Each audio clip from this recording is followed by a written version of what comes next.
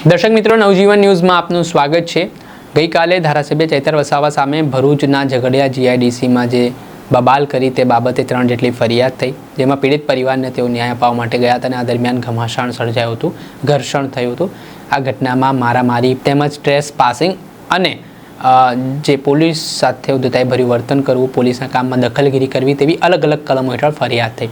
આ મામલે વિદ્યાર્થી નેતા યુવરાજસિંહ જાડેજાનો પિત્તો છટક્યો છે। તેઓ ધારાસભ્ય ચૈતર વસાવાના સમર્થનમાં આવ્યા છે અને પોલીસ સામે આકરા પાણીએ જોવા મળ્યા છે, પોતાની નારાજગી વ્યક્ત કરી છે અને શું કહ્યું તે સાંભળો। નમસ્કાર, જય હિન્દ, જય ભારત। હું યુવરાજસિંહ જાડેજા। મિત્રો, 23 એપ્રિલ 2026ના રોજ ઝઘડિયાની જીઆઈડીસીમાં આવેલી મેટ્રોપોલિટન કેમિકલ જે પ્રાઇવેટ લિમિટેડ સંસ્થા છે, ત્યાં અચાનક જ કંપનીની બેદરકારીના કારણે આગ લાગે છે અને એ આગમાં 16 જેટલા કર્મચારીઓ છે એ ઘાયલ થાય છે, દાઝી જાય છે। તેમાંથી 2 જેટલા કર્મચારીઓ છે એનું ઘટના સ્થળે જ મૃત્યુ થઈ જાય છે। હવે જે મૃત્યુ પામેલા પરિવારજનો છે, એટલે કે પીડિત પરિવારજનો જે છે એ ન્યાયની ગુહાર સાથે પહોંચે છે આદરણીય ચૈતરભાઈ વસાવા પાસે અને ન્યાયની માંગણી કરે છે કે અમને આમાં સન્માનજનક રાશિ અપાવો। ત્યારે એ પીડિત પરિવારને સાથે લઈ અને આદરણીય ચૈતરભાઈ વસાવા એ પહોંચે છે ઝઘડિયાની જીઆઈડીસી મેટ્રોપોલિટન કેમિકલ સંસ્થામાં। ત્યાં સન્માનજનક વળતરની માંગણી કરવામાં આવે છે કે જે પરિવારે પોતાનો વાલસોયો ગુમાવ્યો છે, જે પરિવારે પોતાનો આધારસ્તંભ ગુમાવ્યો છે, એ ભવિષ્ય એનું સન્માનજનક રીતે જીવી શકે એના માટે એને યોગ્ય માંગણી, યોગ્ય વળતર આપવામાં આવે એની માંગણી કરવામાં આવે છે। ત્યાં અચાનક જ એ પોલીસ એટલે કે પ્રશાસન તંત્ર છે ત્યાં પહોંચી જાય છે અને એ પ્રશાસન તંત્ર છે એ પ્રશાસન તંત્ર સાથે સાથે ભારતીય જનતા પાર્ટીના આગેવાન પણ પહોંચી જાય છે અને એ ભારતીય જનતા પાર્ટીના આગેવાન અને પ્રશાસન તંત્ર સુનિયોજિત કાવતરના ભાગરૂપે એ આદરણીય ચૈતરભાઈ વસાવાને ઉશ્કેરવાનો પ્રયત્ન કરે છે। આદરણીય ચૈતરભાઈ વસાવા જે છે એમને ક્યાંક ને ક્યાંક કનડગત ઊભી કરવાનો પ્રયત્ન કરે છે, હેરાન અને પરેશાન કરે છે, તું તારી કરે છે, વાતોચીતોમાં ક્યાંક ને ક્યાંક ચર્ચાચર્ચી થાય છે અને પછી જે લાફાકાર સર્જાય છે અને એ ભારતીય જનતા પાર્ટીના આગેવાન જે જોવા જઈએ તો ખરેખર રીતે મૂળ વાતથી ધ્યાન ભટકાવવા માટે એ પ્રયત્નો કરી રહ્યા છે। મિત્રો, જોવા જઈએ ને તો આ ઘટના અગાઉ 5 દિવસ અગાઉ 6 દિવસ અગાઉ બનેલી છે અને એફઆઈઆર થાય છે હવે ક્યારે તો કે ભાઈ એ ઘટના જોવા જઈએ તો ખરેખર આ એફઆઈઆર થઈ છે એ પણ ઘણા બધા સમયને ધ્યાનમાં રાખીને શંકા પેદા કરાવી રહી છે। કેમ કે આ એફઆઈઆર થઈ છે જ્યારે ભરૂચ જિલ્લા પંચાયત ભારતીય જનતા પાર્ટી હારી જાય છે, ત્યારે એ જિલ્લા પંચાયત હારી જાય છે, અનેક તાલુકા પંચાયતો ભરૂચની હારી જાય છે, ત્યારે એની ઉપર એટલે કે આદરણીય ચૈતરભાઈ વસાવા ઉપર 3 એફઆઈઆર દાખલ કરવામાં આવે છે। આ રાજકીય કિન્નાખોરી છે, આ રાગ દ્વેષ અને પૂર્વાગ્રહ સાથે થયેલો સુનિયોજિત કાવતરું છે આદરણીય ચૈતરભાઈ વસાવાને ફસાવવા માટેનું। 5 દિવસ પછી એફઆઈઆર દાખલ કરવામાં આવે છે અને પોલીસ અને જે ભારતીય જનતા પાર્ટી છે એ આ કંપનીને ક્યાંક ને ક્યાંક બચાવી રહી છે અને છાવરી રહી છે। શા માટે ભાઈ છાવરી રહી છે? શું કટકીનો હિસ્સો તમારા સુધી પહોંચી રહ્યો હતો? આ કંપની છે એ ક્યાંક ને ક્યાંક હપ્તો તમારા સુધી પહોંચાડી રહી હતી? શું હતું ભાઈ? અને ખરેખર જોવા જઈએ તો 23 તારીખે આ ઘટના બની, તો 23 તારીખે ઘટના બની તો પ્રાઇમા ફેસી એવિડન્સના આધારે અથવા તો કદાચ કહી શકાય કે જે 0 એફઆઈઆર છે એ ના આધારે આની ઉપર એફઆઈઆર દાખલ કરવી દેવી જોઈએ, પરંતુ એફઆઈઆર દાખલ થતી નથી। 5 દિવસ પછી એફઆઈઆર દાખલ થાય છે। કેમ? કારણ કે આદરણીય ચૈતરભાઈ વસાવા એની વળતરની માંગણી સાથે એ પીડિત પરિવારનો સાથે લઈને પહોંચે છે ત્યારે। અને એફઆઈઆર દાખલ ખરેખર કેવી થવી જોઈએ ખબર છે મિત્રો? એફઆઈઆર દાખલ થવી જોઈએ કે પૂરતા સેફટીના સંસાધનો નહોતા એ કંપની પાસે, બરાબર? જે જીઆઈડીસી ની મેટ્રોપોલિટન જે સંસ્થા હતી, ખરેખર જ્યારે આગ લાગી ત્યારે શું એ સેફટીના સંસાધનો નહોતા?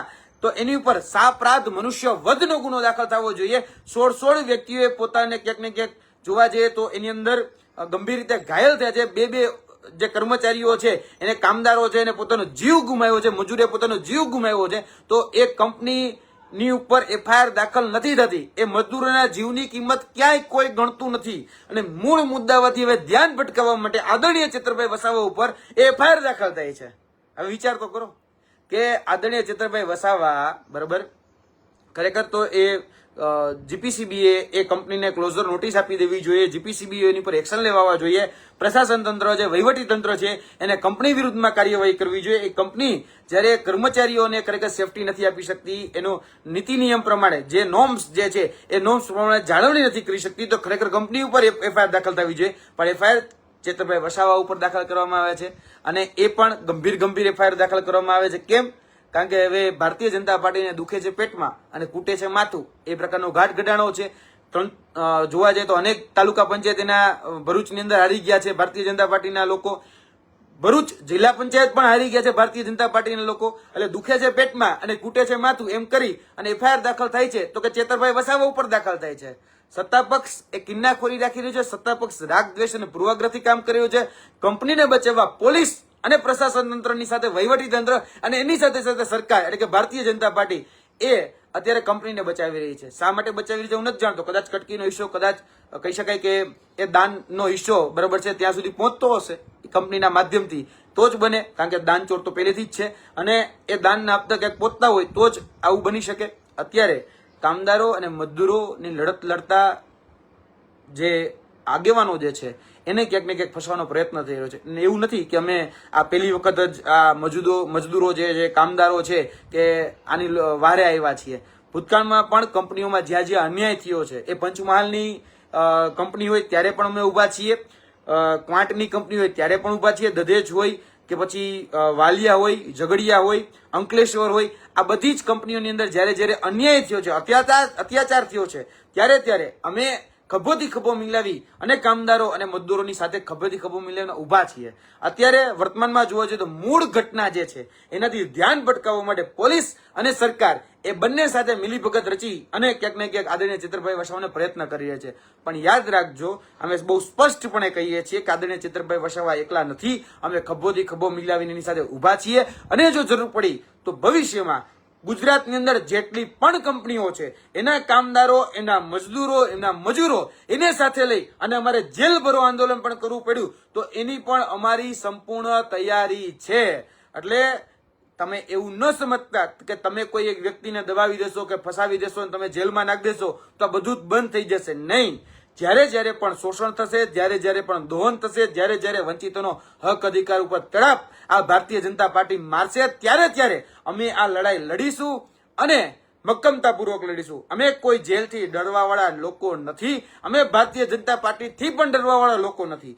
જ્યારે પણ અન્યાય અત્યાચાર થશે ત્યારે અમે આંખમાં આંખ નાખીને વાત કરવાવાળા લોકો છીએ. જે લોકો જે ભાષામાં સમજે છે એને એની ભાષામાં જવાબ આપીશું. જે લોકો કાવતરા કરે છે, જે લોકો અત્યારે ષડયંત્રો રચે છે એક વ્યક્તિને ફસાવવા માટે, જે મિલ મજદૂરના જે કર્મચારીઓ છે એને ક્યાંક ને ક્યાંક અવાજ દબાવવાનો જે પ્રયત્ન થાય છે, તો યાદ રાખજો તમારે પહેલી જવાબદારી હતી કે 23 તારીખના જે ઘટના ઘટી ત્યારે એ કંપની ઉપર એફઆઈઆર કરવાની. કેમ? કારણ કે કંપની પાસે પૂરતા સંસાધનો નહોતા, કંપની પાસે ફાયર સેફ્ટીના સંસાધનો નહોતા, ત્યારે જ આ ઘટના કદાચ આ ઘટના બની છે. અને ઘટના બની છે તો ઘણા લોકોએ પોતાના વાલ સોએ ગુમાવ્યો છે, ઘણા લોકો અત્યારે હોસ્પિટલાઇઝ છે.